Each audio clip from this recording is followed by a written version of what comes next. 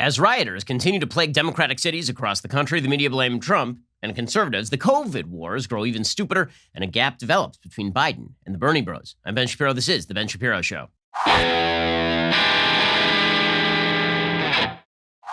The Ben Shapiro Show is sponsored by ExpressVPN. Why haven't you gotten a VPN yet? Visit expressvpn.com/Ben. Alrighty, so remember that time when the media kept telling us over and over and over that the protests were mostly peaceful protesting? Remember that? That was good times, wasn't it? That was fun. There's that ABC News headline, one of the best headlines ever over the past 48 hours, quote, protesters in California set fire to a courthouse, damaged a police station, and assaulted officers after a peaceful demonstration intensified. Not kidding. That was the actual headline from ABC. The peace intensified. See, normally when peacefulness intensifies, then people get more peaceful. But apparently when peacefulness intensifies, according to ABC News, that's when you set fire to a courthouse, damage a police station, and assault police officers. But it's mostly peaceful, guys. We keep hearing mostly peaceful. And there's a stark divide between the protesters and the rioters and the looters. Now, I'm willing to hear that stark divide. Obviously, if you're rioting and you're looting, you're doing something criminal. If you're protesting, then you're not. That is the stark divide for me. There is, however, a problem, and that is that the media sympathize with the rioters and the looters. And as it turns out, so do many members of the protest movement, according to the New York Times today. And remember, we were told the protesters were super peaceful. They had no intent on doing violence. They didn't even have sympathy for violence, right? They were against the violence. They recognized that violence was a bad idea. Well, not so much. Now, some of you knew this. My friend Ami Horowitz, he's reported from on the ground at these riots and at the protests, and he said he couldn't find anybody who actually condemned the rioting and the looting from the protests. So the sort of stark divide, at least ideologically, not in terms of behavior, but ideologically, between the protesters and the rioters and looters basically has not existed since the early days of the BLM protests, which have now morphed into Antifa protests. Well, according to the New York Times, they're now confirming what Ami reported on my radio show. They say peaceful protesters with, quote, room for rage sympathize with aggressive tactics. Minutes before midnight on Sunday, the first firework of the evening screeched low over the heads of protesters gathered in Portland, Oregon, sprinkling them with white flecks of light and ricocheting into the courthouse that has become a symbol of an unwelcome federal incursion into a local outcry over police brutality. Now, I love, first of all, how the New York Times immediately posits that the only reason they're attacking the courthouse is because of the federal incursion. Now, that completely reverses the timeline. Remember, the feds did not arrive until they attacked the courthouse. But the way the New York Times reports this, if you were an alien from outer space and you arrived and you read just that paragraph, you would assume that the feds arrived and then the attacks began. The New York Times says some ducked under makeshift shields to protect themselves from the falling sparks, while others cheered at the sight of the blazing projectile hurtling toward the courthouse and the federal law enforcement agents inside. This is what democracy looks like. Okay, that's not what democracy looks like. Typically speaking, when you think of democracy, you don't think of people firing projectiles at law enforcement agents. That one, it isn't high on the list of democratic activities, is to actually engage in anti-civilization violence. Typically, that's not high on the list of democratic agenda items. In recent weeks, says the New York Times, protesters in Portland have pointed laser beams, lobbed water bottles and trash bags, and in one case, according to the Portland Police Bureau, hurled an open pocket knife at the officers guarding the courthouse. They've used power tools, crowbars, and bolt cutters to yank down a fence. In Seattle, demonstrators over the weekend set fire to several construction trailers at a youth detention facility. Protests in Richmond, Virginia, LA, and Oakland were also marked by fires. Yet the nightly assault on the federal courthouse has been part of a much wider peaceful resistance. So much peace. Peacefulness intensifying across the nation. And I'm just going to point out here, if there had been one firework shot at police officers during the Tea Party movement, that would have been the end of the world. They were called terrorists by members of the Obama administration as it was. They were called the Tea Party terrorists by members of the Obama administration and members of the media.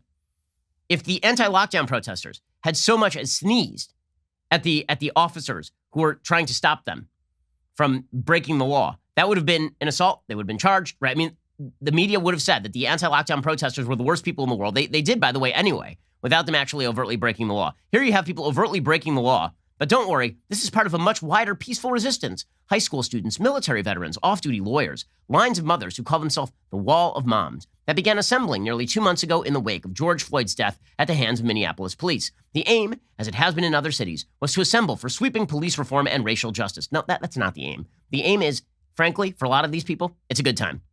Seriously, you cannot watch footage of these protests and not come away with the conclusion these are not people attempting to actually effectuate change. These are folks who are having a good time. We're in the middle of a lockdown. We've basically been told that you can't do anything.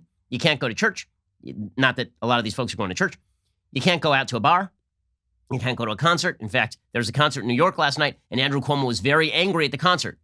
Sadly, no one thought to bring a Black Lives Matter t-shirt, or it all would have been fine. The only thing you are allowed to do in today's society, in public, with others, is overtly resist law enforcement and or have dance parties in the thousands in the middle of the streets. So this has basically become the outlet for a bored and angry country. For a lot of people. And that doesn't mean everybody isn't genuine. It does mean there are a lot of people who are not genuine. I'm not going to pretend that I think that everybody who is firing projectiles at police officers is looking for quote-unquote systemic change, as opposed to just being a jerk, having a good time at 2 o'clock in the morning. The raucous escalation in recent days, brought about by the deployment of federal law enforcement officers and the harsh tactics they have used against protesters, has prompted new debates among the protesters over their own tactics and goals. Now battling nightly rounds of pepper spray and impact munitions fired by federal forces, some activists worry that the nightly clashes are distracting from their demands for defunding or reforming local police departments. Yeah, you think? It turns out that when you fire crap at police officers, people are less sympathetic to the perspective that we don't need police officers. To see people standing in Portland destroying property was not actually doing the work of advocating for black people. It was disturbing, said Rachel Dixon, the vice president of the Multnomah County Democrats, organizer in the black community. I think they're a distraction from the everyday needs of people of color, especially black people. My life is not going to improve because you broke the glass at the Louis Vuitton store. Well, that, of course, is true, but there's only one problem. A huge percentage, according to this article, of people who are engaged in the protests actually have a lot of sympathy for the people who are engaging in more aggressive tactics. Apparently, there are a lot of people who are kind of happy with this. I mean, that's the headline of the piece. Kat Brooks, racial justice organizer in Oakland. I don't know how you even apply for that job. And the co-founder of the Anti-Police Terror Project said Black Lives Matter protests and the movement to oust federal forces from cities were one connected struggle. The debate among organizers, she said, is the tactics that protesters should use. Her own view is that protesters cannot be blamed for forcefully responding when confronted with rubber bullets and pepper spray, as they have been in Portland. I don't consider property destruction violence, she said. Violence is when you attack a person or another living, breathing creature on this planet. Windows don't cry, and they can't die. Okay, first of all, the idea that property damage does not amount to a form of violence is insane. Okay, it's patently insane. If I come to your house and I burn it down, I have done an act of violence against you. I have. And if you don't believe me, then I'll come to your house and I'll burn it down. I mean, like, this is crazy. If somebody went to this lady's apartment and just broke in and trashed the place, would you be like, you know what? This wasn't an act of violence. I mean, no one was hurt after all. This is all fine. It's all fine. Not a big deal. Advocating for systemic change. Organizers in Oakland, which has a long tradition of loud protests, are watching closely whether federal forces will be deployed there. If the feds come to Oakland, it's going to make Portland look like Disneyland. Said Ms. Brooks. She rejected the notion put forward by Mayor Libby Schaaf of Oakland that violence and property destruction reinforced Trump's message that anarchists were taking over the country's streets.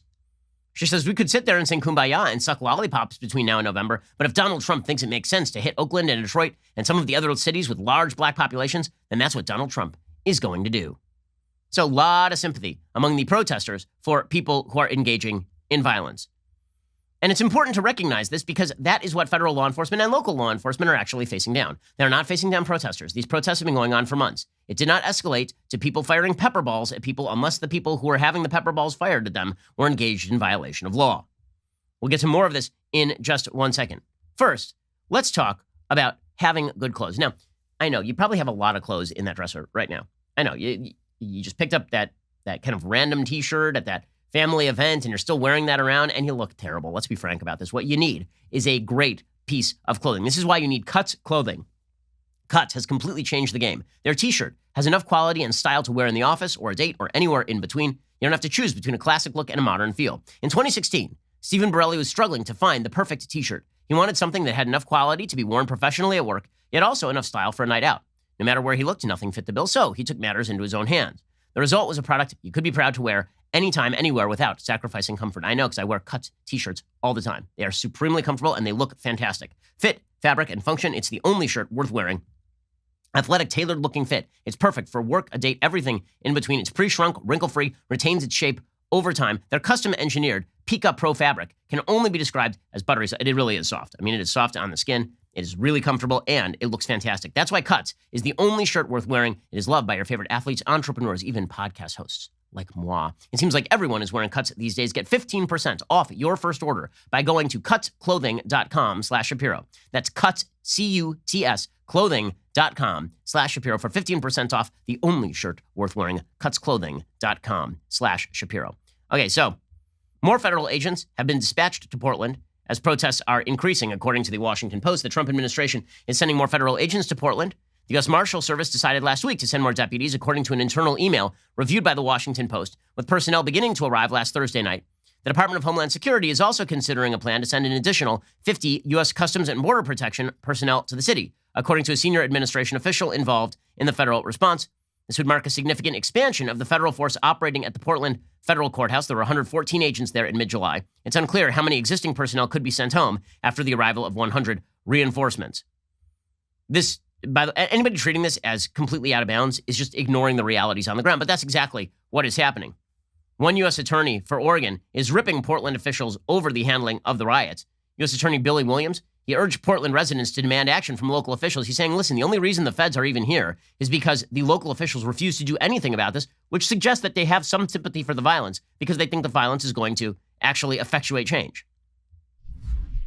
From my standpoint, it's nonsensical. It's just political theater. It's unfortunate because everything law enforcement accomplishes to address on multiple fronts is done through partnerships. To pass the resolution that you're barred from talking with law enforcement partners it's just political, and that's just so unfortunate, short-sighted. It doesn't help anything, but it is what it is. That, of course, is absolutely right. But what you're seeing from local officials is open admiration for people who are engaged in violence. Seattle Mayor Jenny Durkan, who's just awful. I mean, she's just an awful mayor. She allowed city blocks of her own city to be ripped away from law and order and dominated by people who really can be described as terrorists. I mean, if you take over a 2-block area of downtown and then there are shootings that take place therein, and the first responders are not allowed to come in, I don't know what else to describe that as. I mean, that's insurrection. Okay, the Seattle mayor, however, says that by President Trump deploying federal law enforcement to protect federal property, it's a dry run for martial law. Now, if you're suggesting it's a dry run for martial law, what you really are suggesting is that violent uprisings against a dry run for martial law are justified. How else do you read that? Right? This is just justification for violence by the Seattle mayor, who has tolerated violence in her own city and has tolerated the degradation of her own law and order in her own city. Here's Mayor Jenny Durkan, just a trash heap of a mayor. Every time this president promises to sow division, he's successful at it. And he's clearly targeted cities run by Democratic mayors. He said so himself. He's using law enforcement as a political tool. I hate to say it, Aaron, but I really believe that we are seeing the dry run for martial law. This is a president that is using law enforcement and federal forces for political purposes, and that should be chilling to every American. It's a dry run for martial law. She's absolutely suggesting that the president of the United States is going to use federal force to overwhelm all resistance to his own agenda. That's what she's suggesting. Martial law, by the way, these are the same folks who suggest that President Trump should put down a national mask mandate enforceable by federal law enforcement. It's very funny to watch all the same people who claim that Trump is a fascist asking him to be a fascist. It's really exciting. But that's pretty crazy stuff. And that is the mayor of a major Democratic city, which suggests, again, if you are resisting a dry run for martial law, this makes you the good guys. If you're burning property and burning Starbucks and all this, this makes you the best. This makes you actually positive. It's a good thing. We'll get to more of this in just a second because the media, some of the media are just cheering this on. You can tell by their guest selection. Wait until you see one guest on MSNBC making some pretty wild claims about why this violence is happening in major cities. We'll get to that in a moment. First, let's talk about the fact that there's an enormous amount of censorship that goes on social media sites, like an enormous amount. They have an enormous amount of control over what you can see and what you can hear. Today, as we're going to talk about in a little while, they actually banned Donald Trump Jr. from Twitter for the great crime of tweeting out a video on hydroxychloroquine that most medical experts think is wrong. And they really can control your informational flow. Well, you can help stop that by disguising your IP address, hiding your IP address. This is where ExpressVPN comes in. First of all of these social media sites, the way they make money is by gathering data on you and then selling it to third-party vendors. You don't need to give them your data. When you use ExpressVPN, you anonymize much of your online presence by hiding your IP address. That makes your activity more difficult to trace and sell to advertisers. ExpressVPN couldn't be easier to set up. You just tap one button on your phone or computer and you're now protected. ExpressVPN also encrypts 100% of your data to protect you from hackers and internet bad guys. It's time to say no to censorship and to shortening the ability to actually see what you want to see. Take back your online privacy at expressvpn.com/Ben. By visiting my special link, you get an extra 3 months of ExpressVPN service for free. Again, that's expressvpn.com/Ben, expressvpn.com/Ben to protect your data today. They're great, and they'll make sure that you are protected from hackers, from social media from all like expressvpn.com/Ben. Get an extra 3 months of ExpressVPN service for free. Okay, so Rahm Emanuel, former Chicago mayor, he's, of course, blaming the federal government. He's saying that the real problem here is that people are conflating the protesters and the rioters and the looters, except that the rioters and the looters are among the protesters, and the protesters, many of them, are expressing open sympathy for the rioters and the looters, and so are members of the media.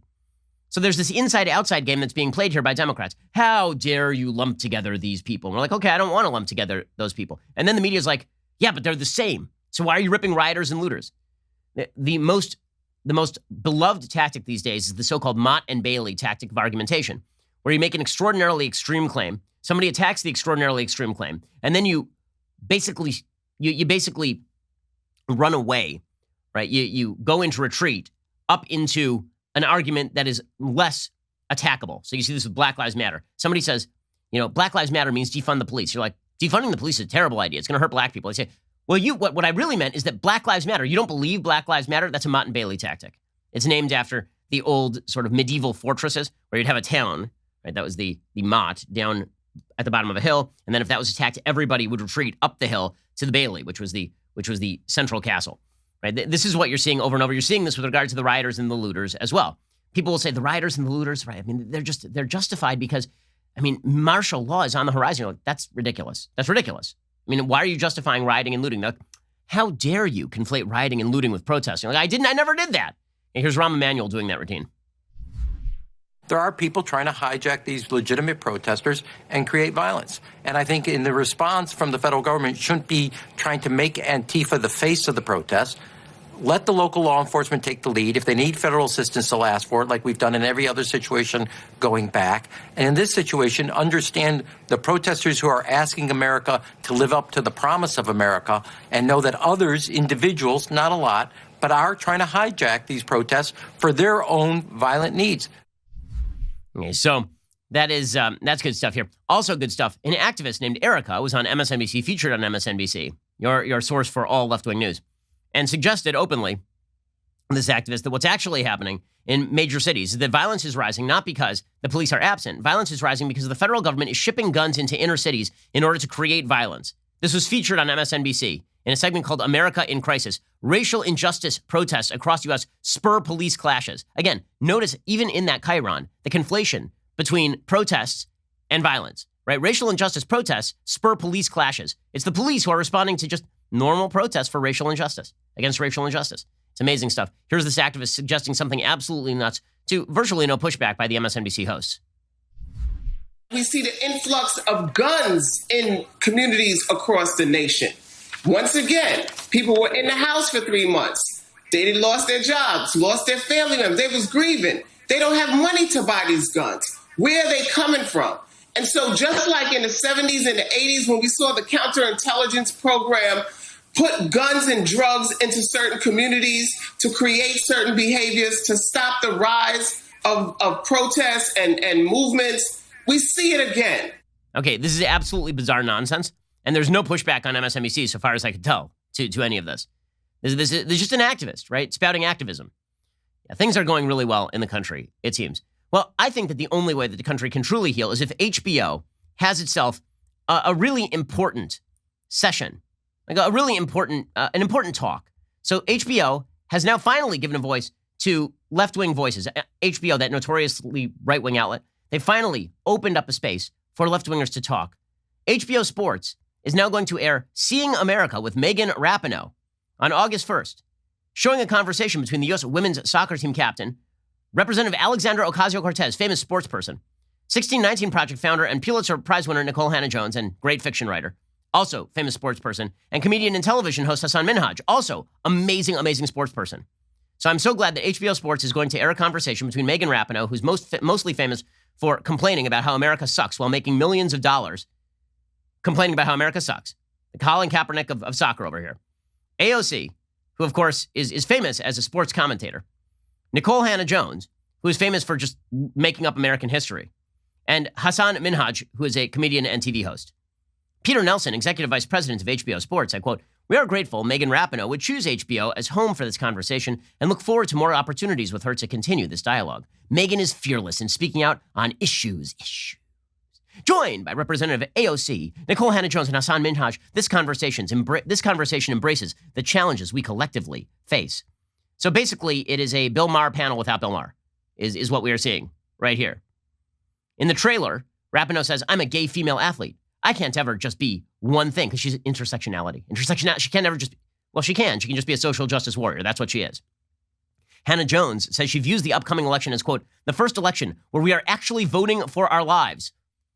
Okay, God, this person, Nicole Hannah-Jones, is just, the fact that they've made her de facto editor of the New York Times bespeaks the fact that the New York Times is a flaming bag of human feces at this point. It is just, this is the first election where black people are actually voting for their lives. Truly is it? For a pseudo-historian, she should know a little bit about American history. It seems like there have been a lot more risky times to be a black person in America than 2020, the first election where we're actually voting for our lives. Rapinoe, according to Mediaite, who led her team to victory during the 2019 World Cup, has consistently dedicated herself to activism and human rights issues. It's an honor to host a show where a critical conversation between some of America's most innovative thought leaders. I'm so thankful to HBO for providing such a powerful platform. So much powerful platforming for an entire. I look forward to a conversation in which one person says something, then a bunch of other people nod along. It'll be very, very exciting stuff. Very exciting stuff. It is interesting to note how liberals have a choice to make. I've been talking about this for a few weeks now. Liberals have a choice to make in our culture. Choice number one is they can fight back against the radical left, and they can join forces with people in the middle. And they can recognize that while they may agree with the radical left on some policy prescriptions, they actually agree more with the middle and maybe even some on the right about the rights that we all have and how the country should basically be rooted in notions of rights. Or they can cave to the radical left. And you can see who's choosing which way. In Hollywood, everybody is moving to the woke left very, very quickly.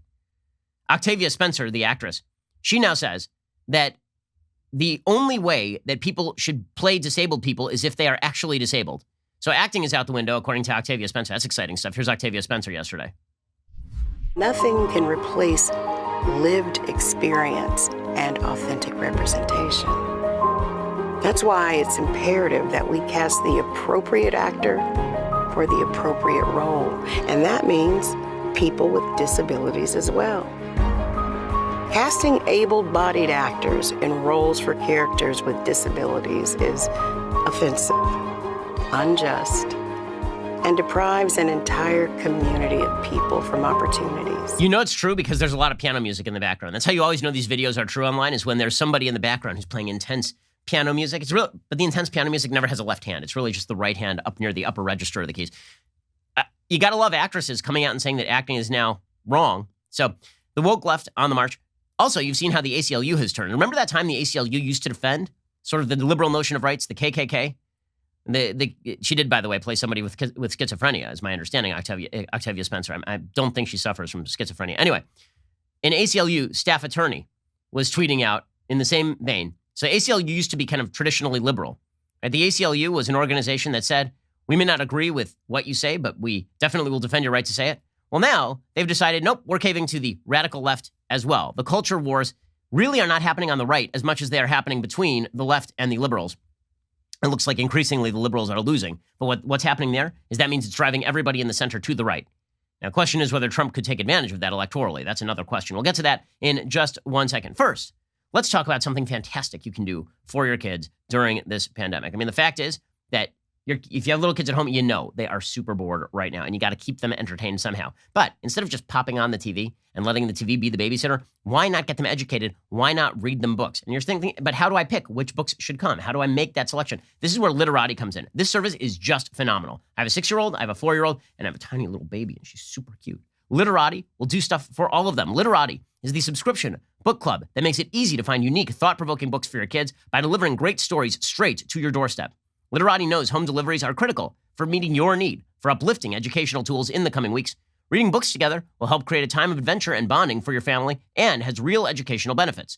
Kids who read books have better vocabularies and longer attention spans. Each Literati box contains 5 beautiful books based on a theme, contains exclusive original art, and a personalized note to your kid. My daughter loves the books that Literati sent her. My son, too. Like, these are their favorite books that we have in the house, and we have probably hundreds of books in the house. Literati does an amazing job of selecting really fascinating books tailored to your kid.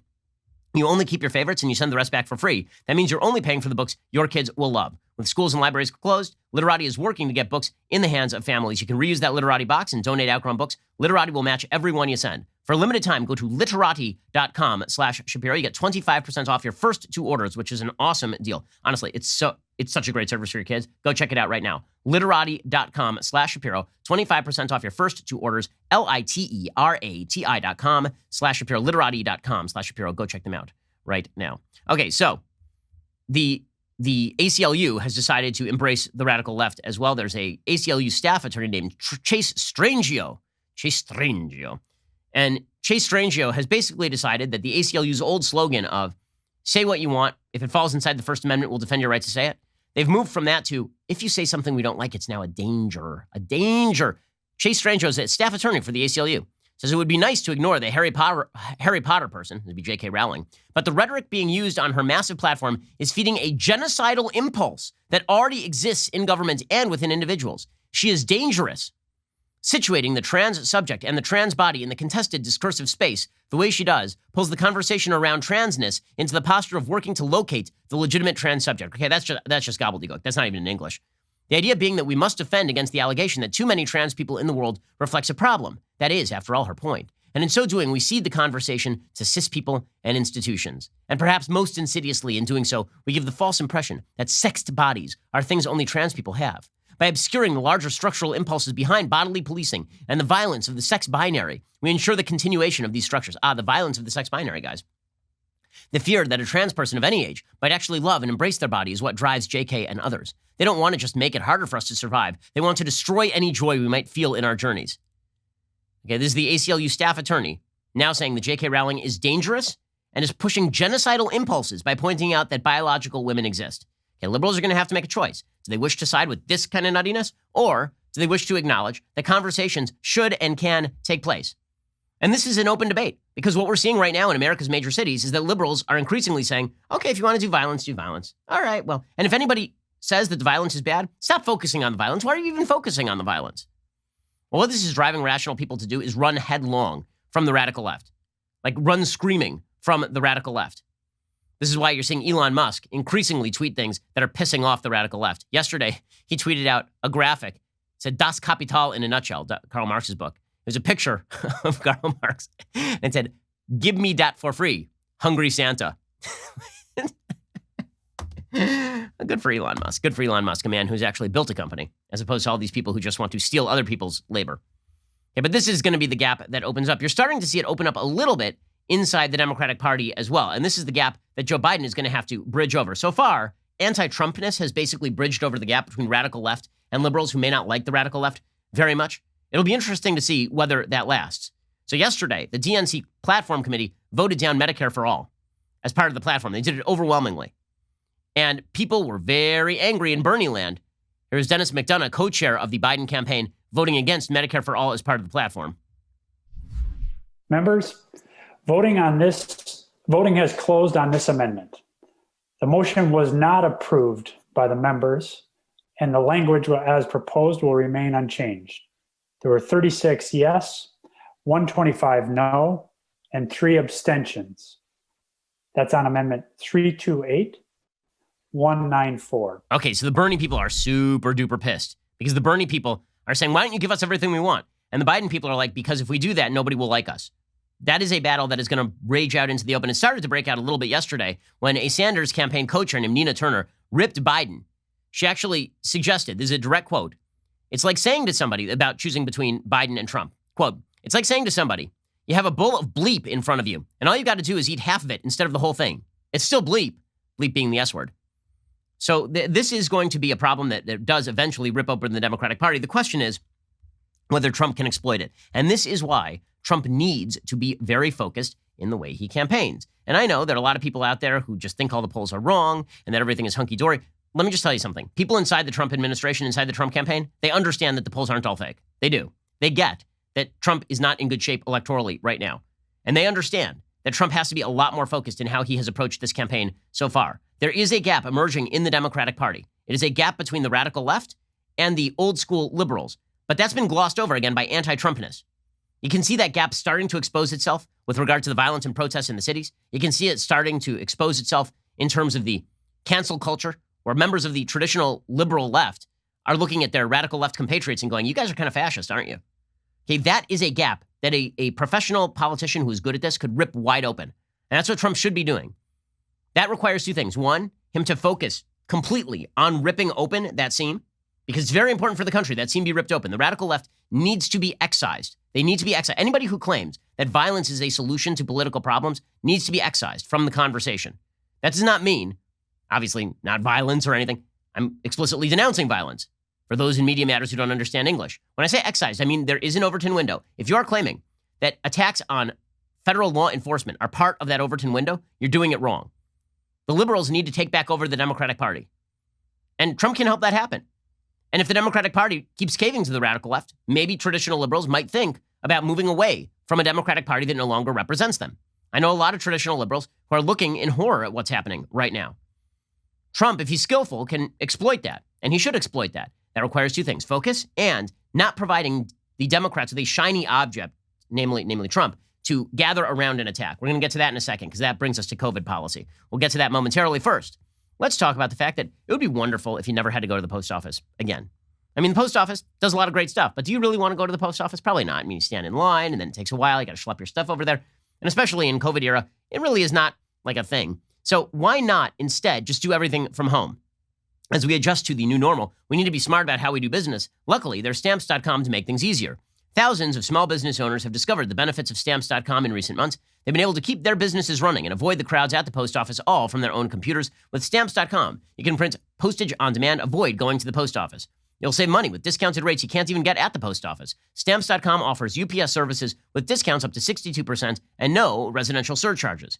Here at Daily Wire, we've been using Stamps.com since 2017. We don't waste our time, we don't waste our money, which is why we are a profitable enterprise. Stamps.com brings all the mailing and shipping services you need directly to your computer in the comfort of your home or office. Whether you are a small business sending invoices or an online seller shipping out products, or you're just working from home and you need to mail some stuff, Stamps.com can handle it all with ease. You use your computer and you print official U.S. postage 24/7, any letter, any package, any class of mail, anywhere you want to send it, and giant discounts as well. Right now, my listeners get a special offer that includes a 4-week trial plus free postage and digital scale, no long-term commitment. Just go to Stamps.com, click on the microphone at the top of the homepage, type in Shapiro. That is Stamps.com, enter Shapiro, and you get that special offer, 4-week trial plus free postage and a digital scale. No long-term commitment. Save yourself and your business tons of money and time. Stamps.com, and use that code Shapiro. Alrighty. So, folks, if you haven't heard by now, my new book, How to Destroy America in 3 Easy Steps, it is officially on sale. It has sold, I believe, last count, nearly 100,000 copies in the first week. We've been seeing amazing enthusiasm from you guys. We are really excited about its release. We did a live signing last Tuesday. Got to tell you, we almost sold out. So I'm signing copies of my books today and tomorrow. Before I get carpal tunnel, then it's over because I've signed literally tens of thousands of copies at this point. So get in your order right now because otherwise it's just not going to happen for you. Go get your copy right now at dailywire.com/Ben. The book covers the two fundamentally different visions of America that are now being exposed in public view. One vision says America should hold together because we have a common philosophy, the Declaration of Independence, a common culture, a common history. The other says that America basically sucks. It was always based on a lie. The 1619 Project, Robin DiAngelo, these are disintegrationists. Okay, that is the battle of our time. The book isn't just a rebuttal to a lot of those bad disintegrationist arguments. It is the antidote to that. You can give it to your liberal friends and point out to them that you actually have a lot in common with them, and we should be able to unify around a lot of these concepts. That is how the country gets saved. How to Destroy America in 3 Easy Steps. You can go pick it up right now at dailywire.com/Ben, and you can pick up a signed copy because I'm not going to keep signing. I mean, it's just that's the deal. Meanwhile, 2020, you might have noticed this year is crazy, and the media are just lying all the time, which is why you need all access to our Reader's Pass at Daily Wire. If you're a political junkie, get a Reader's Pass today from dailywire.com. You will get access to exclusive op-eds from us, your podcast hosts, as well as guest writers, in-depth analysis from our Daily Wire reporters on top of our regular breaking news. This membership tier is already a bargain. It's $3 a month. If you join today, you get your first month for 99 cents. You also get access to our mobile app, and you receive push notifications for breaking news and special content. And you can join the community of Daily Wire members who are commenting and discussing our content with each other. It is a pretty cool community. That is mobile, ad-free access to all of the Daily Wire news, exclusive op-eds, all of our podcasts on our mobile app, all for the low price of $1. Best of all, your dollars are getting you the news you need without the leftist spin. So head on over to dailywire.com/subscribe and join today. You're listening to the largest, fastest growing conservative podcast and radio show in the nation.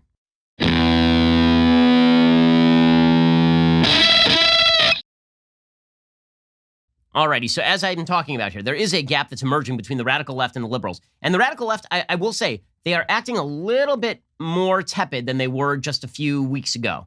Take as an example, Nicole Hannah-Jones, right? Fresh off her Pulitzer Prize-winning essay that was so bad, 4 other Pulitzer Prize-winning historians called it bad, and then she won a Pulitzer for it in true New York Times Walter Duranty fashion. Today, she tweeted out that the 1619 Project, right, which openly posited that the actual origin of the country was not 1776, it was 1619, that every structure in America was designed in order to effectuate slavery and racism. I mean, this is what the 1619 Project openly says. Now she is saying, the revisionist historian is now revising the history of her own revisionist history project. She says it's no longer a history. And she tweeted this out yesterday. She says it wasn't meant to be a historic project. It was a journalistic enterprise. Okay, sure. Now she says, quote, I've said consistently the 1619 Project is an origin story, not the origin story. Our intro says explicitly, what would it mean to consider 1619 our founding? Not that it is our founding. Is that what it says? Because the original language of the 1619 Project, which apparently is no longer available online, but I remember it because I quoted it in my book. They said that 1619 was, quote, our true founding. They stated, quote, on the 400th anniversary of this fateful moment, it is finally time to tell our story truthfully.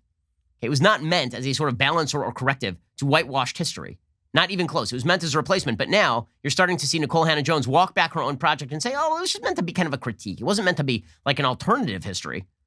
Doesn't matter that the very first page of the 1619 Project declares, quote, it is finally time to tell our story truthfully by reframing American history, treating 1619 as our nation's birth year, and placing slavery at the very center of our national narrative. So, she's walking it back a little bit because it turns out that all of the sort of radicalism of the Robin DiAngelos, even members of the liberal literati are beginning to say, well, I'm not so into this. Now, Trump could exploit that, right? Because the radical left has gone off the rails. Trump could push on this particular seam, and it would be important to do that. In order for that to happen, he has to not make boo-boos on COVID. So over the past week and a half, the president of the United States, there's one issue at the forefront of everybody's mind. That's when the hell can we get back to anything remotely resembling normal, right? That is the big question right now as states consider additional lockdowns. Now, again, what the data show is that we are already seeing a flattening in Texas, in Florida, in Arizona. Hospitalizations are going down. ICUs are going down. We saw the curve went up, and now the curve is coming back down. And that was happening before, quote unquote, additional lockdowns, which is good. And frankly, I'm very curious to see what happens in New York as New York continues to reopen. Because if New York reopens and we do not actually see a second wave, we don't see a second spike, what that would suggest is that herd immunity doesn't kick in at 60 or 70%. Thanks to T-cell immunity, it actually kicks in a lot lower, right? That would be like the best of all scenarios, is that once it runs through a community, that's it. Like, you're basically done. That'd be, my mouth to God's ears. We don't know that yet, right? There's a lot of scientific controversy over T-cell resistance and T-cell immunity, but that would be great. But bottom line is what we're seeing in the Sun Belt, for example, is a receding of the cases. And we never saw death levels like the death levels that we saw in New York. So over the last week and a half, the president has become, or had until the last 24 hours, a lot more, I would say, studied and focused on the COVID issue. He just didn't seem as wild. And that was good, right? So he gave his typical daily presser yesterday, and he sounded pretty good, right? Here was President Trump yesterday encouraging people to wear masks and socially distance, which has been sort of the going scientific advice for the last several months. I trust all Americans to do the right thing, but we strongly advise everyone to especially focus on maintaining a social distance, maintaining rigorous hygiene, avoid large gatherings and crowded indoor bars, and wear masks when appropriate. We also strongly urge citizens to take extra precautions to shield those at highest risk, which are, in many cases, the elderly. Yeah, that's good. I mean, that's what he should be saying. There's new evidence out today, according to the Wall Street Journal, that says that face masks are still fairly useful. Robert Redfield, director of the Centers for Disease Control and Prevention, said he believes the pandemic could be brought under control over the next 4 to 8 weeks if we could get everybody to wear a mask right now. Apparently, it has like a very small impact on the transmission of COVID in small numbers. But the more people wear masks, the more the curve is really brought down, because fewer and fewer people, like it reduces your risk of transmitting COVID by like 30 or 40% was what I had seen in the studies. But if everybody does that, then it reduces it by a very, very large percentage. There's a newly published study suggesting that universal use of surgical masks helps reduce rates of confirmed coronavirus infections among healthcare workers at Mass General Brigham healthcare systems in Massachusetts.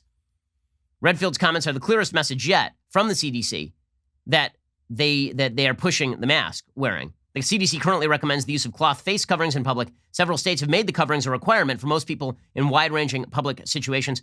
An analysis published Sunday in the BMJ, a medical journal, found face coverings are now recommended or mandated in 160 countries to reduce coronavirus transmission. Apparently, according to researchers, they say that a homemade face mask will radically reduce the amount of time that the virus is in the air, which is good, right? And then it reduces the amount of distance traveled when you breathe.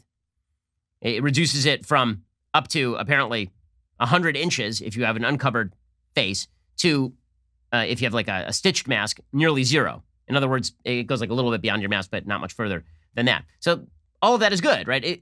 I've never understood the perspective that says that we want the economy to reopen, therefore nobody wear masks. If you want the economy to reopen, you should wear a mask. I mean, that is the best way you can get back to work. And I'm back at work. That's because everybody around me is wearing a mask. And when I'm not on the camera, I'm wearing a mask too. And it seems to me that the easiest way for us to get back to work is to be safe, because you know what would happen if there was a COVID outbreak? People would go home again. So what you actually want is to reduce the transmission. So Trump is saying that too. Also, Trump is now pushing on the vaccine button, which is good, right? Operation Warp Speed is continuing. We've now moved to phase 3 in certain vaccine trials. Here's the president talking about this yesterday. A groundbreaking agreement with Pfizer includes a guarantee to deliver 100 million doses shortly after the vaccine's approval, almost immediately, with the option to purchase an additional 500 million thereafter.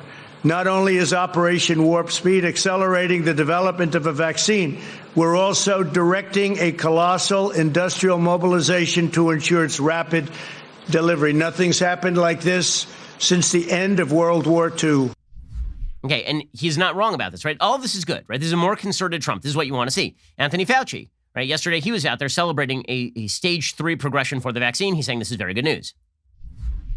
The virus was first put on a public database, the sequence, early on in January. So to go from not even knowing what the virus was in early January to a phase 3 trial is really record time. And I might add, it was not done compromising safety, nor was it done compromising scientific integrity. I can't guarantee you the success of the vaccine because only a clinical trial will determine that. But I can virtually guarantee you that this has got off to a good start and we will get this trial completed. Okay, so all of this is positive news, obviously. Now, where the Democrats prefer to put their focus is on chaos inside the administration, which is why, again, if Trump wants to exacerbate the scene between radical left and the liberals, which is good for the country, it's something that should happen, then he needs to not provide them a common rallying point when he does silly things. Right? What the Democrats would prefer to do is rally around, we hate Trump. And that's what you're seeing from Andrew Cuomo. He says lack of a plan is called Trump. The absolute arrogance of Andrew Cuomo, the governor of New York, suggesting that Trump's activities during COVID-19 are really the problem when his state got walloped. Actually, this is Chris, his brother, his idiot brother, who has helped push the propaganda here. Here's idiot brother Chris talking about how a lack of a plan is called Trump, as opposed to his brother, who he was having on the air and holding up giant fake nasal swabs. Solid stuff here from Chris Cuomo. Help is not coming from on high. Proof?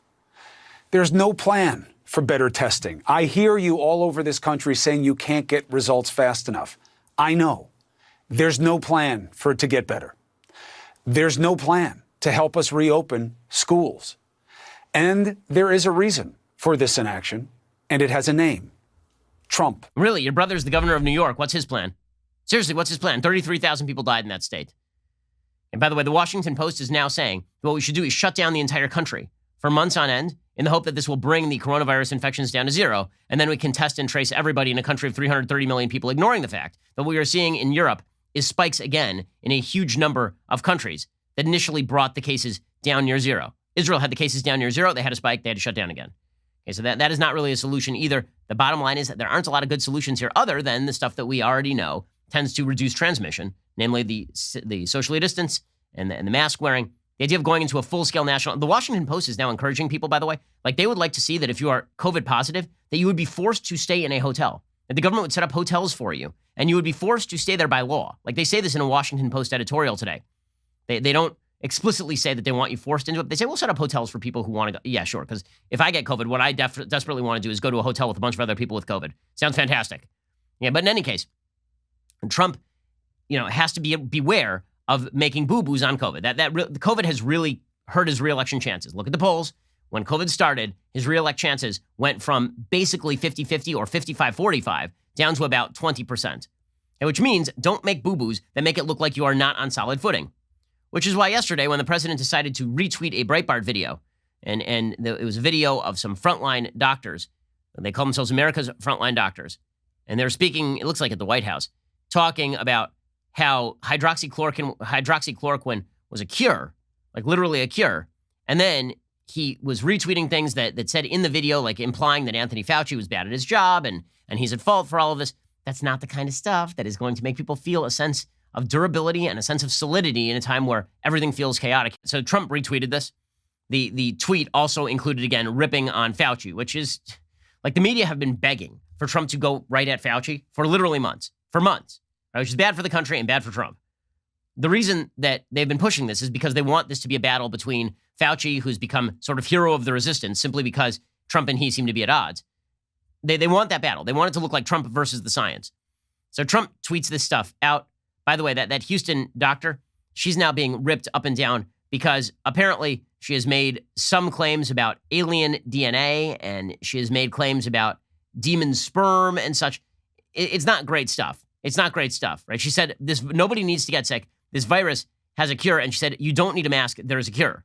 So none of that is really based in any sort of science.